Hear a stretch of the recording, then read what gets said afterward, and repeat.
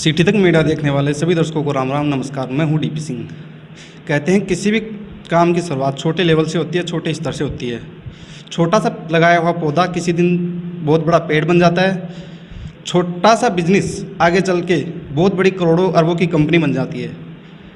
अगर हम अपनी मंजिल की तरफ पहला कदम बढ़ाते हैं, मंजिल के पास पहुँचे जाते हैं। आज हमारे साथ ऐसे एक मेहमान हैं जिन्होंने छोटे से लेवल पे राजनीतिक कैरियर की शुरुआत की है। नीम का थाना SNKP कॉलेज से अध्यक्ष पद का चुनाव लड़ा है और न केवल लड़ा है बल्कि उसमें भारी मतों से या अच्छे मतों से जीत हासिल की है। आज हमारे साथ अभिषेक मीणा जी हैं जिन्होंने SNKP कॉलेज से अध्यक्ष पद का चुनाव लड़ा और जीता है। आज वो अध्यक्ष हैं। अध्यक्ष के रूप में हम उनसे बात करेंगे। तो सबसे पहले मैं सिटी तक मीडिया परिवार की तरफ से उनको इस इतनी बड़ी जीत के लिए बहुत बहुत बधाई देता हूं और स्वागत करते हैं हम अभिषेक मीणा जी का अपने चैनल पे सिटी तक मीडिया पर। सर आपका स्वागत है। धन्यवाद सर। तो सिटी तक मीडिया चैनल पर हम बातचीत का सिलसिला शुरू करते हैं। और अभिषेक जी, आपने चुनाव लड़ने का फैसला क्यों किया, क्या कारण रहा? मेरा चुनाव लड़ने का फैसला ये था कि सर सबसे पहले मुझे राजनीति में आना था और मेरा भाई विजय वो भी 2011 से चुनाव में लग रहा है। किसी कारणवश वो चुनाव नहीं लड़ पाया, इसलिए वो मुझे अब चुनाव लड़ाना चाहता था और आज ये मौका मुझे मिला और मुझे सभी छात्र छात्राओं ने अपना नेतृत्व करने के लिए मुझे चुना। तो हम अभिषेक जी से अगला सवाल लेते हैं। अभिषेक जी, देखा जाता है कि लोगों को परिवार का साथ नहीं मिलता, तो मैं इसमें चाहूँगा आपके फैमिली में, आपका फैमिली परिवार का कितना साथ मिला आपको चुनाव के सहयोग में? फैमिली के लिए मुझे पूरा सपोर्ट था फैमिली की तरफ से। मेरे पापा ने भी पहले तो मना कर दिया था मुझे, लेकिन बाद में 1-2 दिन के बाद उन्होंने फ़ोन किया और बोला कि चलो तेरी इच्छा है तो तू चुनाव लड़ और तैयारी कर। और भैया का फुल सपोर्ट रहा और भी मेरे फैमिली में सिस्टर, अंकल जी, भैया, बड़े भैया, सभी का मेरे को पूरा सपोर्ट रहा और आज उनकी वजह से ही मैं यहाँ तक पहुँचा हूँ। अभिषेक जी, ये चुनाव SNKP का मुश्किल चुनाव माना जाता है, फिर भी आपने मुश्किल चुनाव में भी अपनी सीट निकाली, आप जीते। तो ये चुनाव आपके लिए कितना मुश्किल रहा? देखो, मेरे लिए मुश्किल था लेकिन इतना ही मुश्किल नहीं था। मुझे पूरा विश्वास था कि जो भी बच्चे चुनेंगे, छात्र छात्राएँ चुनेंगे तो वो अच्छा ही चुनेंगे, इसलिए मुझे पूरा विश्वास था कि मैं चुनाव निकाल लूँगा और आज मैं ये चुनाव निकाल के यहाँ बैठा भी हूँ। तो मुझे सभी बच्चों का धन्यवाद कि उन्होंने मुझे चुना चुनाव लड़ने के लिए। आपने चुनाव जीता, इसमें सर्व समाज का कितना साथ मिला आपको? सर्व समाज ने आपको कितना सहयोग किया? बच्चों ने आपको कितना सहयोग किया? सर्व समाज का संपूर्ण साथ था। सभी बच्चों ने मेरा साथ दिया, सभी छात्र छात्राएं मेरे साथ थे और समाज का मुझे पूरा सपोर्ट रहा। समाज में बड़े बड़े लोगों ने मेरा सपोर्ट किया और अपने गांव शहर में बुला कर मुझे सम्मान किया और सभी ने मुझे अच्छा व्यवहार किया मेरे साथ और मुझे चुनाव लड़ने का आश्वासन दिया कि तू लड़ चुनाव, तू जीतेगा ज़रूर। मैं अभिषेक जी से एक बात ज़रूर पूछना चाहूँगा।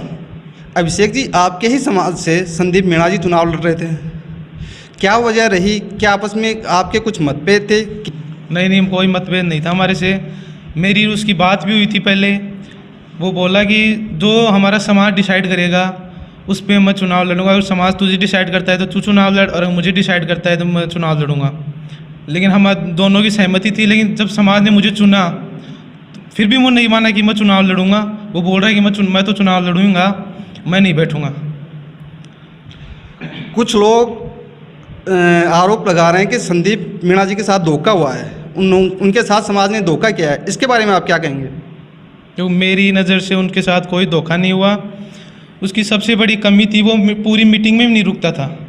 जब आधी मीटिंग चलती थी उसमें कोई उसको बोल देता था कि चल यहाँ से चल, नहीं रुकेंगे यहाँ पर, हमारी मानती नहीं है। समाज में सबकी सुनी जाती है। समाज किसी को भी गलत फैसला नहीं लेता है, किसी के लिए भी वो हमेशा सोच समझ के लिए फैसला लेता है। इसलिए मेरी नज़र में उसके साथ कोई गलत व्यवहार नहीं हुआ। चुनावी परिणाम आ चुके हैं, आप अध्यक्ष बन चुके हैं। चुनावी माहौल में उम्मीदवारों और समर्थकों के बीच जो कुछ मतभेद और मनभेद हुए उनको मिटाने के लिए आप क्या कहेंगे? देखो, मतभेद तो कोई नहीं हुआ मेरी नज़र में, तो सभी भाई हैं अपनी। चुनाव था जो उसमें होता ही है, सभी चुनाव में होता है कि आपसी में मतभेद हो जाते हैं किसी बात को लेकर।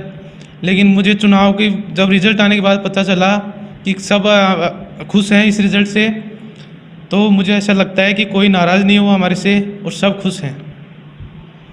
चुनाव में टिकटों का बंटवारा हुआ, टिकट बंटवारे के बारे में आपका क्या कहना है? क्या सही कैंडिडेट को टिकट मिला था? मेरी नज़र में सही कैंडिडेट को टिकट मिला, और जो इंसान पूरी मीटिंग में नहीं रुक सकता उसे समाज ने चुनने का हक भी नहीं है कि वो चुनाव लड़े। जब भी वो उस संदीप मीटिंग में आता था तो वो चुनाव मीटिंग में आता ज़रूर था, लेकिन पूरी मीटिंग समाप्त होने से पहले ही चला जाता था। इसलिए मैं ये चाहता हूँ कि समाज ने जो भी निर्णय लिया उस अच्छा लिया है। क्या आप अब चुनावी बातें भुलाकर सभी समाज के स्टूडेंटों को साथ लेकर चलेंगे और उम्मीदवारों के साथ मिलकर काम करेंगे? बिल्कुल बिल्कुल, मैं सभी को साथ लेके चलूँगा। सभी मेरे भाई बहन हैं। मैं हर एक बच्चे की परेशानी सुनूंगा और उसका समाधान करूंगा। 36 कौम के बच्चों को साथ लेके चलूँगा। आप छात्र हितों का ध्यान कैसे रखेंगे, इस पर आपका क्या कहना है? छात्र हितों का ध्यान इस ऐसे रखूँगा कि किसी भी छात्र की प्रॉब्लम हो तो वो सीधा मेरे पास आए। कोई भी झिझक होने की ज़रूरत नहीं है। वो सीधा मेरे पास आएँ, अपनी समस्या बताएं। मैं उनकी समस्या का पूरी कोशिश करूँगा हल करने का। जहाँ तक मेरा हो सकेगा मैं छात्र हित के लिए हमेशा तैयार रहूँगा। आप छात्र अध्यक्ष बने हुए आपको 4-5 दिन हो गए, आप कॉलेज में हैं, कॉलेज में हम आपका इंटरव्यू ले रहे हैं। आप कॉलेज में किस तरह की समस्या देख रहे हैं? इस टाइम आपको थोड़ा सा अंदाज़ा लग गया होगा कि क्या कमी है। तो कॉलेज में बहुत सी समस्या है। पहली बात तो मेरा ऑफिस मिला है, उसमें कलर वगैरह कुछ नहीं है। मैंने सबसे पहले उसका ज्ञापन दिया। कल मैंने उसका ज्ञापन दिया कि मेरे ऑफिस में कलर किया जाए और मतलब जो भी इसमें जो भी ज़रूरत है वो ज़रूरत का सामान पूरा लाया जाए। अभी तक उसमें भी कोई डिसीज़न नहीं हुआ। प्रिंसिपल सर ने बोल तो दिया कि मैं कराऊंगा, लेकिन अभी तक कोई फ़र्क नहीं हुआ उनको। और आज वो छुट्टी पे है तो मेरी आज उनसे बात नहीं हो पाई। और भी बहुत सी समस्या है, जैसे महिला छात्रावास बंद है कई सालों से, तो मैं उसे खुलवाने का पूरा प्रयास करूँगा। ये बाहर गार्डन है, उसमें बहुत ज़्यादा घास है, उसमें कोई भी जीव जंतु आ सकता है, तो उसकी सफाई करने में पूरा प्रयास करूँगा। और खेल ग्राउंड में बहुत सी घास उग रही है, तो उसको ठीक करवाऊँगा, घास की सफाई करवाऊँगा। और जो बास्केटबॉल का लग रहा है उसके वो भी टूट रहे हैं, उनको पूरा सही करवाने का प्रयास करूँगा। और कई सालों से लाइब्रेरी बंद पड़ी है, तो सबसे बड़ा काम लाइब्रेरी को खुलवाऊँगा। और भी छात्रों के लिए जो भी छात्राओं के लिए जो भी प्रॉब्लम होगी मैं उसका पूरा समाधान करूँगा। तो आप ये कहना चाहते हैं कि कॉलेज प्रशासन आपका अभी सहयोग नहीं कर रहा? देखो, ये तो नहीं कहना चाहूँगा, लेकिन मैंने कल ज्ञापन दिया, उसका अभी तक कोई रेस्पॉन्स नहीं आया उनकी तरफ से। मेरे को तो बोल दिया कि कर देंगे मतलब, लेकिन अभी तक कुछ नहीं हुआ। और अब आज वो छुट्टी पर भी है तो मेरी उनसे बात भी नहीं हो पाई। तो मैं उनको कुछ बुरा तो नहीं कहूँगा, लेकिन उसके लिए जल्दी से जल्दी मैं ये कहना चाहूँगा कि वो काम जल्दी से जल्दी करवाएं। आपने शुरुआत में बोला कि आपका उद्देश्य राजनीति में आना है, इसीलिए आपने अध्यक्ष पद का चुनाव लड़ा, आप जीते। तो मैं आपसे ये जानना चाहूँगा कि राजनीति में आप किस लेवल तक जाना चाहते हैं, आपकी सोच क्या है? आप देखो, अभी तो इंसान की पहली सीढ़ी होती है छात्र संघ चुनाव से। आगे मैं धीरे धीरे तैयारी करूँगा, यूनिवर्सिटी का चुनाव भी लड़ सकता हूँ, और भी बहुत आगे जाने का मौका मिलेगा मुझे तो मैं वहाँ तक ही पहुँचूँगा और राजनीति में आगे तक जाऊँगा। मेरे कहने का उद्देश्य यही है। तो राजनीति में अपना भविष्य तलाश रहे हैं। उन्होंने छात्र संघ का चुनाव इसीलिए लड़ा कि वो आगे जाके राजनीति में कुछ अच्छा कर सके, कुछ समाज और देश हित के लिए अच्छा कर सके, अपने क्षेत्र का नाम रोशन कर सके, अपने और अपने परिवार का नाम रोशन कर सके।